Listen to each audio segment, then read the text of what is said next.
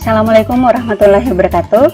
Alhamdulillah pada kesempatan ini kita masih bisa untuk melanjutkan materi kita seri jaringan saraf tiruan.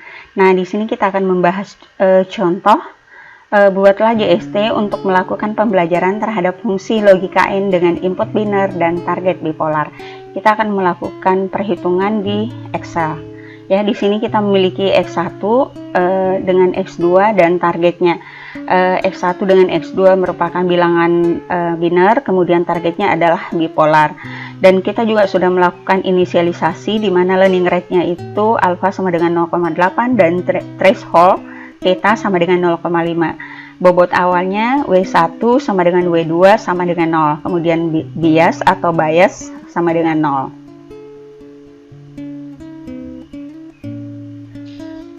Kita langsung masuk pada Excel-nya. Nah, di sini kita membuat atribut-atribut ya atau header dari tabel-tabelnya. Neuron input X1, X2, kemudian alpha, kemudian targetnya T, Y-in yang merupakan output sebelum dilewatkan pada fungsi aktivasi. Kemudian ini adalah output dari fungsi aktivasi. Kemudian ada bobot baru yaitu W1, W2 dengan bias. Kemudian di sini tetanya 0,5 ya, sudah disiapkan. Nah, inisialisasi awalnya juga W1 sama dengan 0, W2 sama dengan 0, kemudian bias sama dengan 0. Di sini kita persiapkan epochnya dari 1 sampai seterusnya. Nah, di sini kita masukkan nilainya tadi 00, 01, 10, 11 dengan alfanya, kemudian targetnya. Nah, sekarang kita lakukan perhitungan untuk Y-in-nya. Nah, Y-in-nya ini adalah hasil perkalian antara input dengan bobot, kemudian ditambah bias. Kita buat formulanya. Jadi hasil perkalian antara X1 ya, kemudian dengan W1, kemudian ditambah X2 dikali W2 ditambah bias. Oke, kita enter. Oke, sudah ya, selesai. Kemudian sel selanjutnya adalah Y0. Y0 di sini merupakan output dari fungsi aktivasi. Bagaimana caranya? Berarti yang menjadi syaratnya itu adalah sel dari Y-in. Ini menjadi syaratnya. Bagaimana syarat itu? Ya, sesuai dengan syarat dari fungsi aktivasi yang digunakan. Di sini ada 3 kondisi, di mana Y-in-nya kalau dia lebih besar dari theta, dalam hal ini tetanya 0,5, Y-in lebih besar dari 0,5 maka 1, kalau dia berada antara minus 0,5 sampai 0,5 maka dia 0, kemudian Y-in lebih kecil dari minus 0,5 maka dia min 1. Nah, karena di sini ada 3 kondisi, berarti kita menggunakan 2 fungsi if ya, logika if. Nah, kita ambil batas yang pertama dengan batas yang ketiga ya. Kita buat functionnya jika ini Y-in ini lebih besar dari 0,5, besar dari 0,5. Di sini tanda komanya saya menggunakan tanda koma ya, bukan titik. Sesuaikan saja dengan device kita masing-masing. Kemudian saya menggunakan titik koma, bukan koma ya. 0,5 maka hasilnya itu adalah 1. Kemudian if yang kedua jika Y-in-nya itu lebih kecil dari minus 0,5, kita ambil lagi selnya lebih kecil dari minus 0,5 ya, maka min 1, selainnya adalah 0. Jadi selain minus 1 dengan min 1 ini berarti adalah 0. Kita tutup, enter. Nah, selesai. Nah, kemudian berikutnya ya, W1. Nah, W1 ini itu hasil perkalian adalah W1 yang lama. Di sini W1 yang lama, kemudian ditambah X1 dikali alfa dikali target.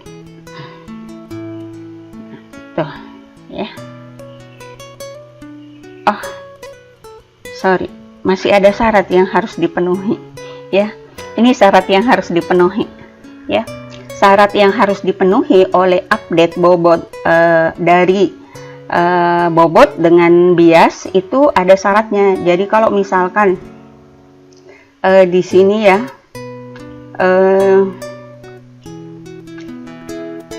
kalau misalkan yai target dengan Y0 di sini, output dengan targetnya itu sudah sama, maka tidak dilakukan update bobot, atau nilai W1-nya ini sama dengan W1 yang lama.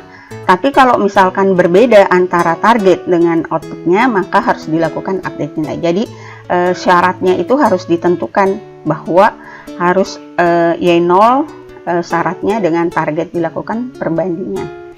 Jadi kita buat logikanya, if jika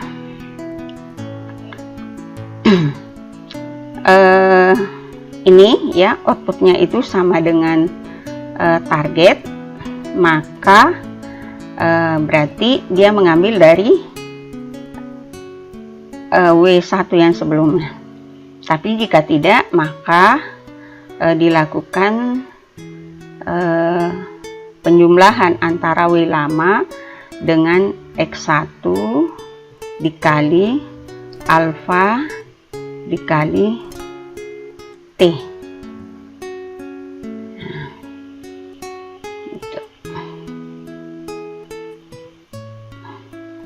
Ya. Ya sudah. Nah, kemudian berikutnya sama ya, untuk W2 juga diberlakukan fungsi if. Jadi kalau misalkan nilai ini antara output dengan target itu sama, maka mengambil nilai bobot yang sebelumnya. Tapi jika berbeda, maka bobot sebelumnya ditambah dengan X2 dikali alfa dikali T. Oke.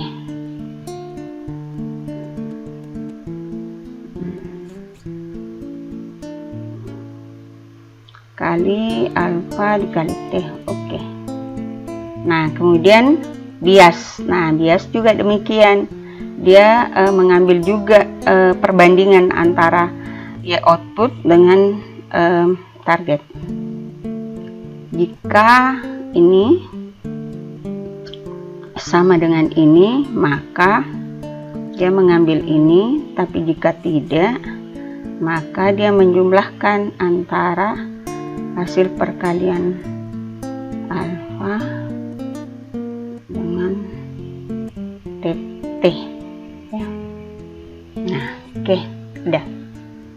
Jadi selesai satu baris untuk data pertama, yaitu Y-in-nya, Y-out-nya, W1, W2 dengan B. Nah, tinggal kita drag ke bawah ya, tahan, lepas. Oke, selesai untuk epoch yang pertama. Nah, ini epoch pertama ya. Nah, untuk mengerjakan epoch yang kedua, berarti kita tinggal copy saja ini, karena kita belum bisa menebak sampai epoch keberapa. Dan di sini Ibu sediakan sampai 12 epoch.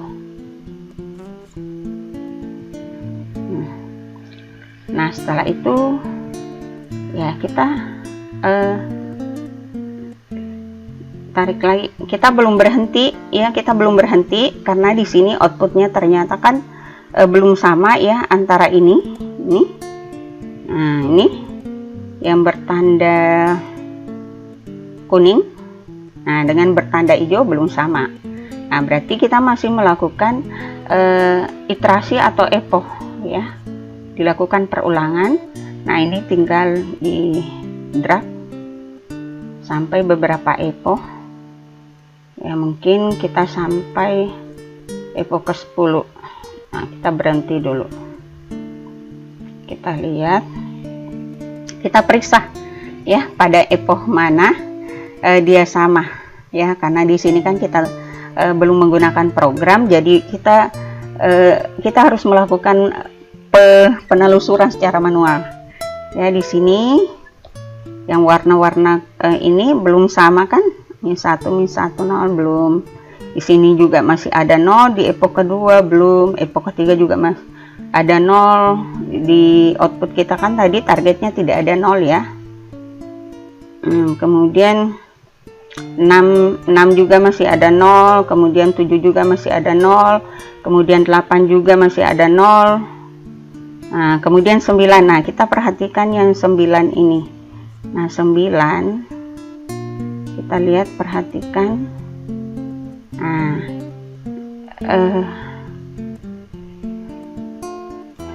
Nah, ternyata di 9 ini sudah sama ya, -1, -1, -1, 0. Berarti kita sudah berhenti stop condition di sini. Ya, kita berhenti. Nah, dengan nilai yang terakhir yang kita peroleh ini sudah konstan juga ya. Itu 2,4, 1,6 dengan -3,2. Nah, demikian ya. Jadi di sini kita sudah melakukan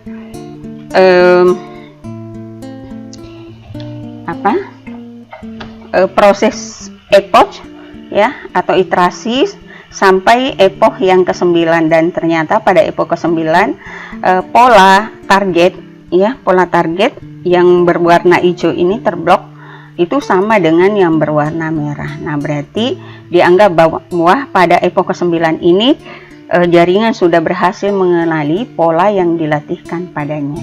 Nah, kalau misalkan kita mau melakukan pengetesan terhadap pola ini, berarti kita masukkan nilai-nilainya ya ke dalam tesnya. Misalkan nilai yang kita peroleh itu kan W1.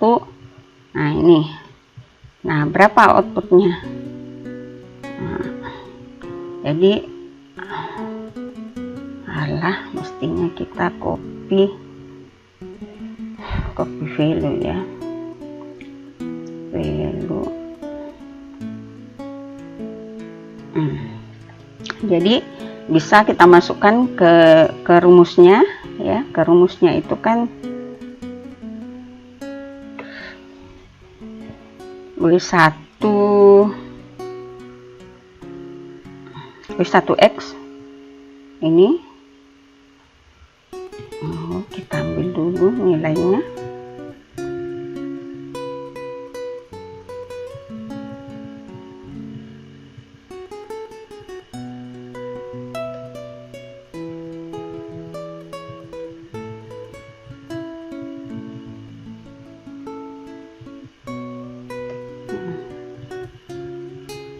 Ya. Jadi di sini tadi learning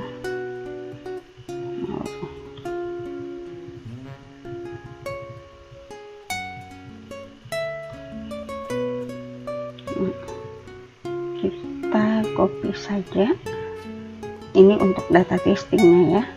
Kita copy ya. Nah, kemudian di sini coba kita inikan hasil perkalian ya, antara W1 ini kan, kemudian dikali dengan X1 ditambah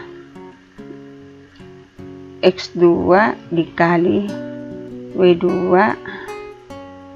ditambah bias.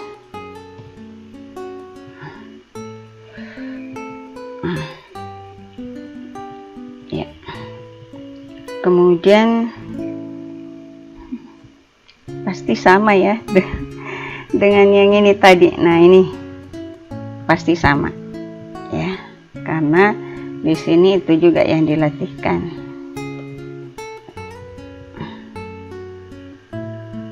Kita cari saja masing-masing. Di sini kita harus kunci yang biru.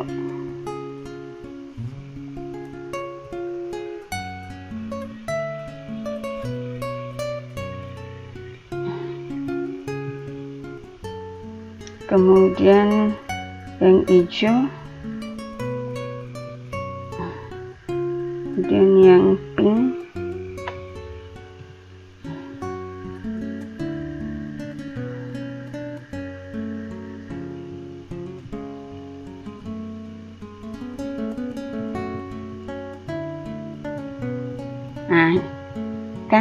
nah kita lewatkan pada fungsi aktivasinya. Fungsi aktivasinya seperti tadi ya, jika ini F0 nya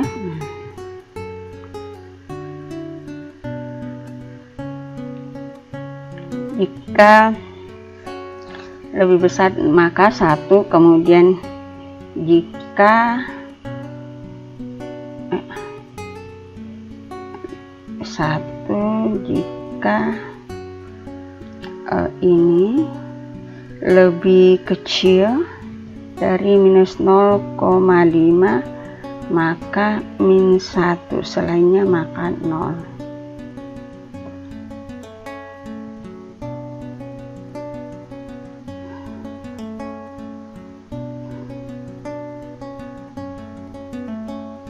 Jadi sama ya. Nah, sama. Jadi sudah sama, ini hasil testing, kemudian ini targetnya. Jadi sama antara hasil testing dengan targetnya. Nah, karena sebenarnya kalau untuk perseptron ini karena dia hanya memiliki 1 lapis, jadi untuk testingnya itu tidak terlalu ini ya, ditargetkan, karena dia belum bisa menyelesaikan masalah-masalah dengan data yang lebih besar. Demikian pembahasan kita mengenai penyelesaian dari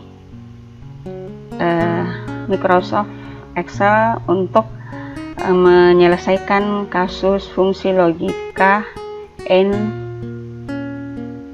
pada jaringan saraf tipe perseptron. Terima kasih. Assalamualaikum warahmatullahi wabarakatuh.